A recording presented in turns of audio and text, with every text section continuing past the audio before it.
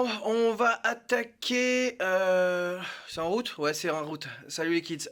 Donc on va attaquer là le calpinage pour les suspentes, ok? Donc là, écoute, je suis avec le téléphone parce que j'ai oublié la carte mémoire de ma caméra.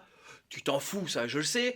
Donc je vais pas me filmer, je vais prendre le téléphone pour filmer et tu entendras juste ma voix derrière, ok? Donc pendant que je filme. Je t'explique la démarche. Alors, je te retourne.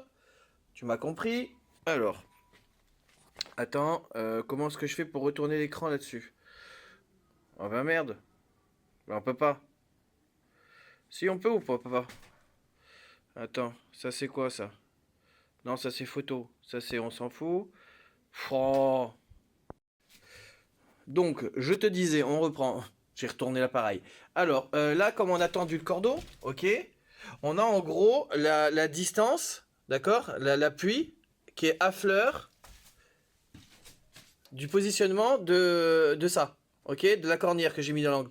Donc en fait, il faut juste que je positionne pour l'instant une suspente juste pour être à fleur d'ici et pouvoir, pour l'instant elle est positionnée juste selon l'axe du cordeau, mais c'est juste pour avoir un positionnement de base pour avoir la distance là et tordre un cordeau de ici à là-bas, le long de la poutre. Du coup, maintenant, je vais pouvoir positionner toutes les suspentes au moins à la bonne distance, à ras. Ok? Et après, celle-ci, soit on la supprimera, soit par un pur hasard, elle sera tombée bon par rapport aux distances dont j'ai besoin. Donc, une fois que ça c'est fait, donc tu vois, j'en ai mis une là, j'en ai mis une ici, et je m'apprête à en positionner une tout en haut. Ok? Donc, une fois que c'est fait, ça, j'ai besoin de savoir comment est-ce que je vais répartir mes suspentes maintenant. Donc, pour ça, je vais positionner le montant qui est là. Enfin, moi, parce que j'ai mis une bâche sur le sol, donc je peux pas tracer sur le sol et me repérer. Mais en gros, je vais positionner ce montant-là, moi. Comme mon départ des plaques, je vais le prendre dans l'angle, là-bas. Je vais me positionner, moi, à 2 mètres. Parce que 2 mètres, après, il me restera 33 cm de ici à là. Donc, je vais me positionner à 2 mètres, mon montant.